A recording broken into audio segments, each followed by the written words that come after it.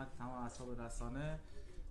آیه فرهانی صحبتاشون رو میفرمایم، بعد از اون اگه در ادامه سوالی داشتی در خدمت شما هستیم. من سلام دارم خدمت همتون. قبل از هر چیزی به خاطر نتایج اخیرمون از همه مردم رشت معذرت خواهی میکنم. مردم تماشاگرامون انتظار نتیجه خوب دارن، حالا با تمام مشکلاتی هم که هست به هر حال حقشونه که این انتظار رو داشته باشن. منم به خاطر همین از همه شما اصحاب رسانه و از طریق شما از مردم و تماشاگرامون معذرت میخوام. امیدوارم که بتونیم جوابگوی انتظارات مردم باشیم. هستم در خدمتشون.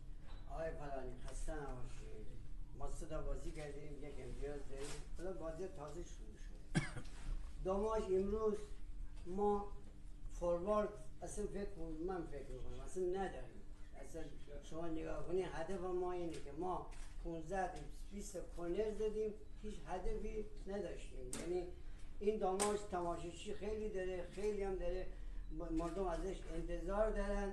در حال حاضر این انتظارم برآورده نشد، ولی من قول میدم این تیم خوب میشه. زمان میخواد، برای این تیم فرصت داده.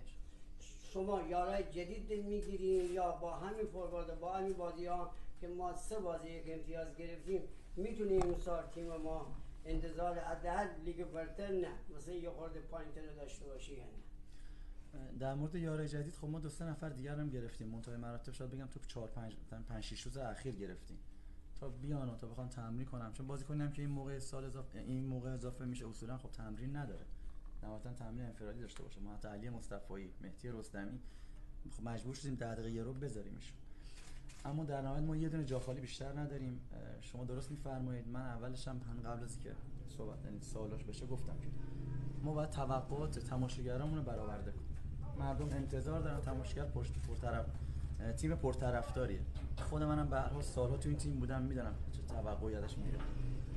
به خاطر همینم باید حتما خیلی قوی‌تر از این باشیم، خیلی بهتر از این باشیم تا بتونیم حداقل بخشی از محبت مردم رو جبران کنیم. همه شما هم که اینجا نشستید اتفاقات 2-3 ماه اخیر داماشو میدونید.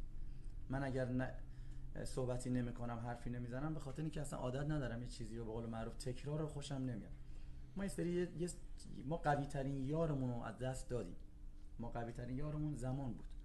تیمی که نمیتونه، تیمی که شرایط مالیش به هر حال مثل تیم‌های دولتی نیست، بزرگترین حربش، بزرگترین سلاحش زمانه. یعنی میاد زودتر شروع میکنه، یه تیم میبنده، شروع میکنه با کار بیشتر اون کمبود مسائل مالی رو جبران میکنه.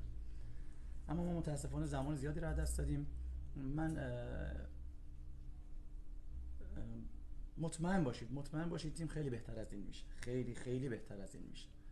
منتهای مراتب بازم حالا انشالله که